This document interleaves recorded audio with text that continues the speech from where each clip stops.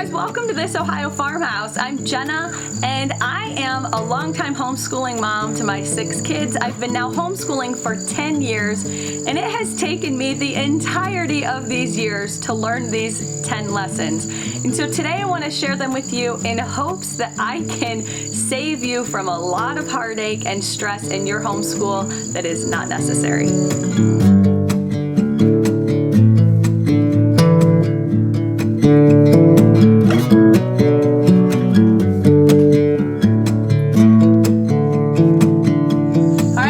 Important thing, and if you only take one piece of advice, this is it. You need to get up in the morning and you need to spend time alone with the Lord, reading scripture, spending time just being in the quiet and the still before everybody wakes up.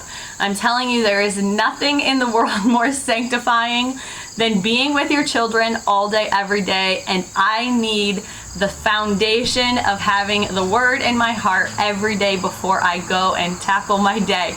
And so for me, that looks like going to bed at a really good time so that I can wake up in the morning far before any of my kids. I can read scripture, work out, shower, and be dressed prior to anybody waking up, which means I have an early morning on my hands, but my day goes so much smoother when I make the effort to do that.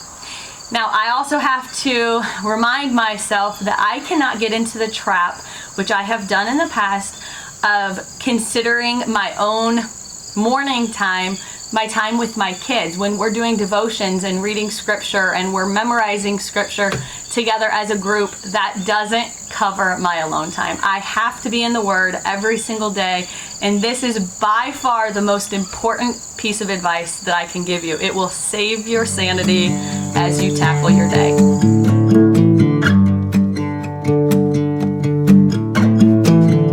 Okay, tip number 2, the check boxes, which we all have.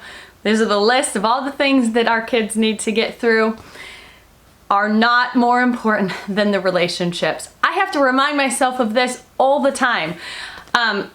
It is in my nature to make lists and want to check off those boxes, and it drives me to insanity when I'm not being productive and getting through these lists.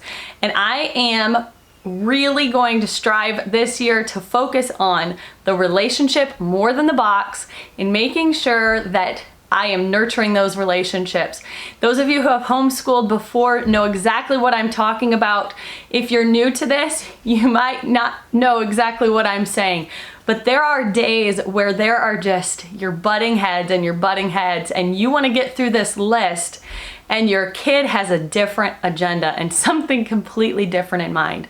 So it's important that you realize that there is no checkbox list in the entire world that is more important than your relationship. And so it is really important that if they're not in the mood or they're not feeling it, that you try to be a little bit flexible.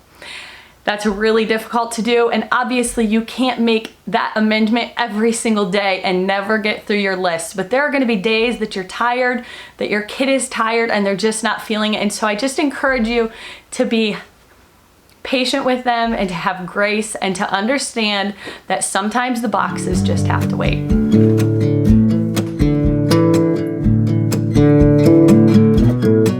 Okay, the next thing is to make a plan, but don't stick to it.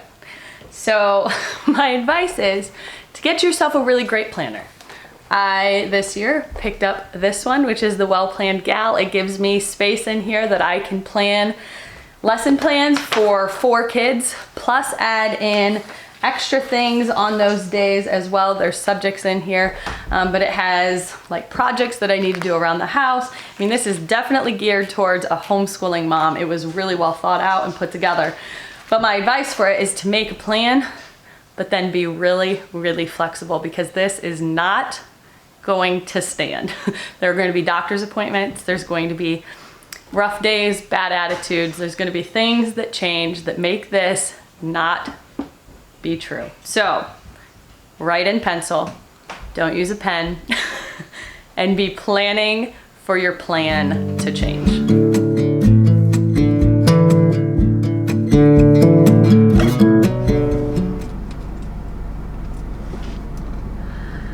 Okay, my My next tip is to get out of the house. Go someplace, go do something, meet up with friends, go to the park, go to the zoo, go to a museum, field trips, anything that you can do to get out of the house.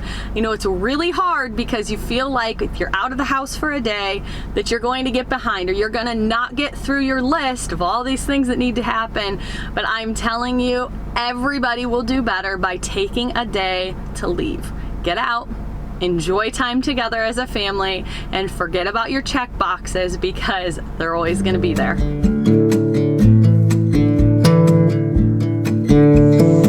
Okay, my next tip is number 5, and it is to remind you that it's okay to take a break.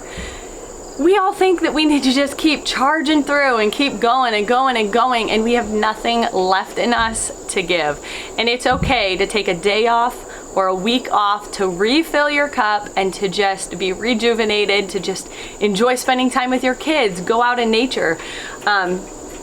Take a week to work on a project in your house or to paint a room or plant your garden or whatever it is that needs to be done. It's okay. I'm telling you, it's okay. You don't have to work nonstop. There are times where everybody's mood just needs a break and time to breathe. And so you're going to have a much more successful homeschool if you take that time to really enjoy those moments and embrace them instead of charging through when you're exhausted and your mind is just ready to blow. So enjoy your time off. Take a day, take a week, do whatever it is that you need to recharge so that you can fill back up your kids' cup.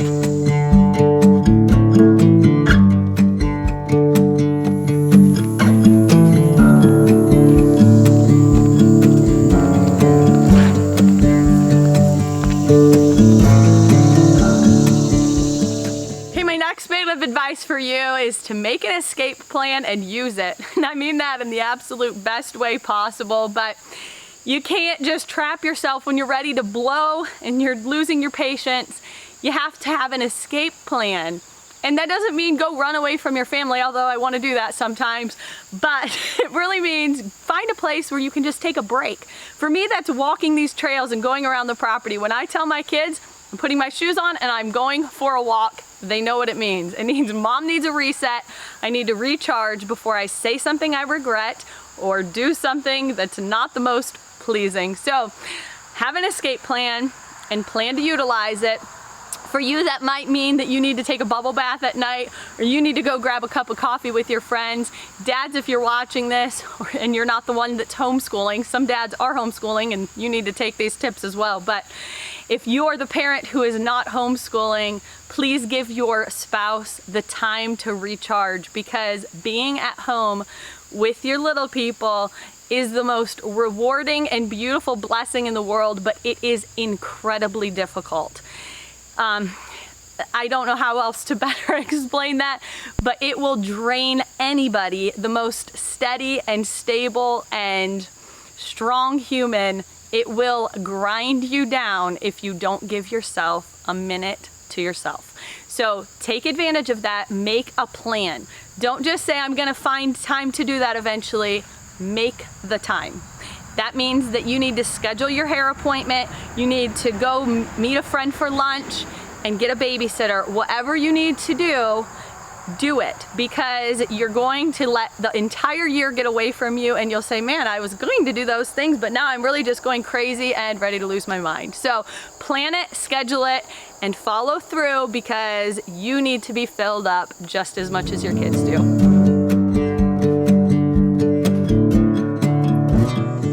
Next thing for you is that sometimes all your plans for the day are going to be just thrown out the window because you see that there is a definite need for a little character development time.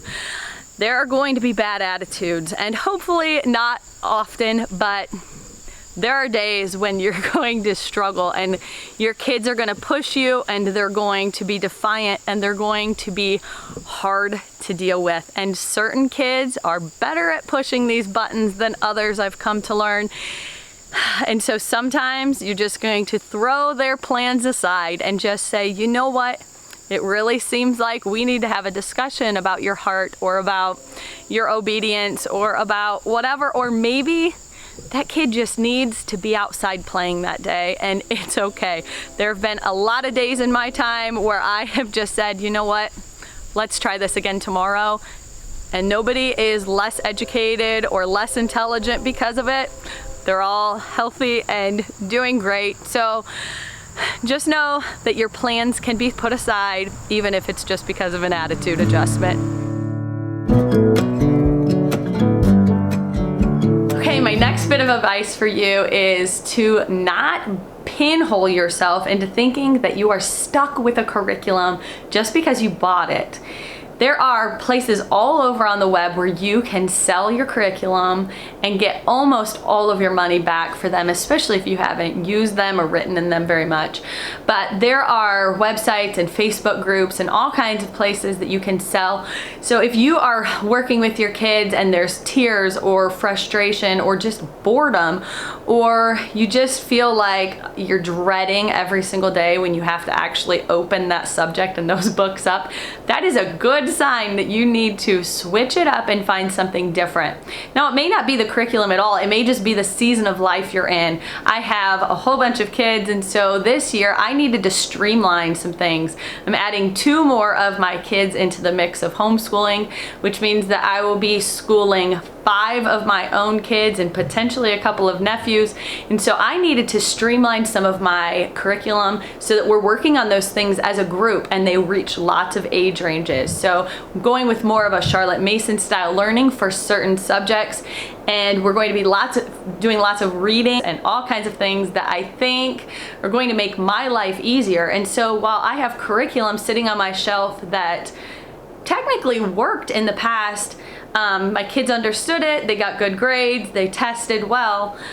Just the season of life I'm in right now, I needed to switch it up. So I don't want you to feel like because you purchased something that you're stuck. Just feel free that if you get a couple months into this, or you get halfway through the year even, and you're like, this just isn't jiving with our rhythm, sell it. Pick something else. If you need advice, I have done lots of studying and researching of curriculums as well, and so even if it's something I haven't necessarily tried myself, I may be able to direct you. A lot of people think that math is one of those things like, oh, I just don't have a math kit, I gotta keep chugging through this and we're gonna all hate it and there's gonna be lots of crying and tears. That really just isn't true anymore. There are so many curriculums out there that are really great towards different styles of learning. There are math curriculums that are more internet-based and you're playing video games almost to learn those. There are some that are like comic books, and so I could direct you if you have questions about that, of just getting you maybe on a track of something that's going to help make your life a little bit more enjoyable. So feel free to hit me up in the comments, or if you know me in real life, I'm more than happy to help you figure any of that out. So don't be afraid to ask.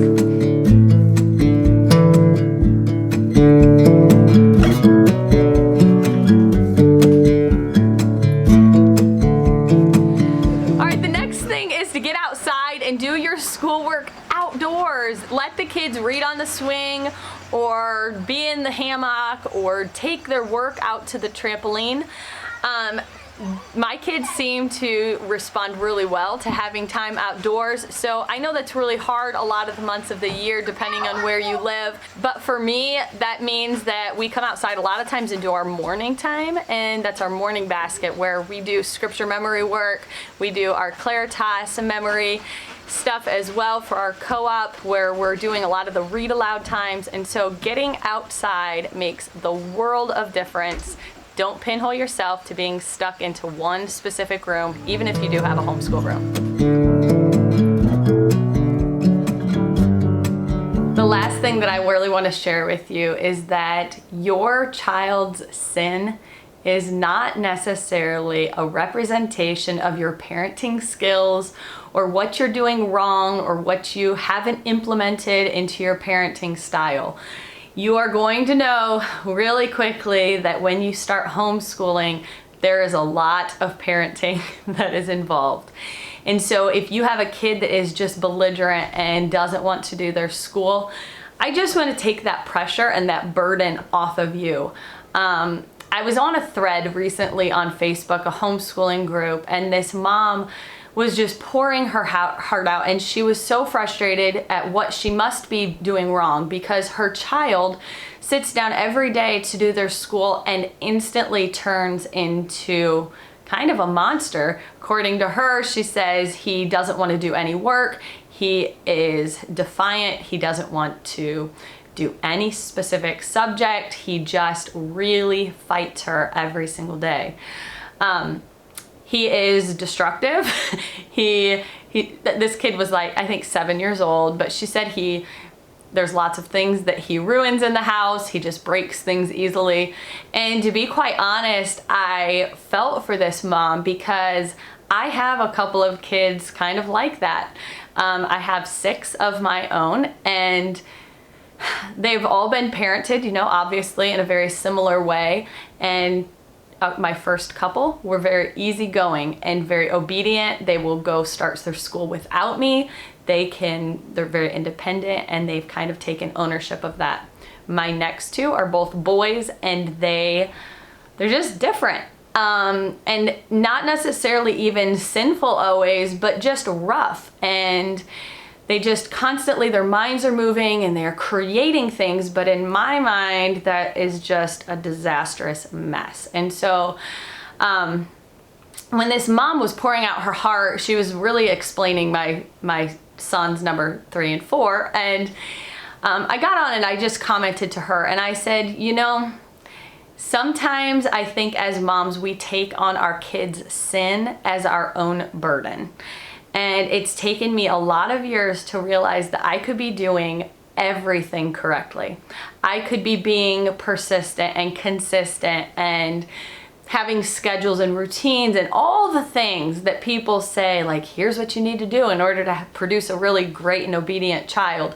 You could be doing all of those things perfectly right and well, and your kid is still gonna sin because they're their own person with their own sinful nature. And sometimes we have to just take that burden off of our shoulders and say, you know what, I'm gonna give this to God. I'm going to redirect my child and still give them all of the lessons and the things that they need in order to be directed back to Christ. But it's not my fault that they have chosen to sin.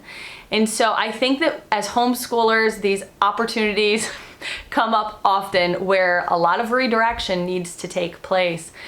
But it's important that we don't put that burden on ourselves like we're doing something horribly wrong that our kid would be acting this way, because that's not the truth. And we can only do so much in parenting our kids and directing them in the right direction. And then we have to just let the Lord do the rest of the work. And so as you go into this homeschooling year, I really want you to treasure and cherish those moments with your kids, because you are going to love seeing those moments click and seeing your kids really grasp on to their education and love learning. And so your goal in all of this is really to really create great bonds and relationships with your kids, and to hopefully foster a really intense love of learning that they want to keep doing this for their whole life. So please, if you have any questions, please put them in the comments or reach out to me, and I am more than happy to help you. This is going to be probably a really challenging year and a really fruitful and exciting year for you and your family. And so I will be praying. We are rooting for you, and know that you are more than capable of doing this because God is in your court. So we will see you next week on This Ohio Farmhouse.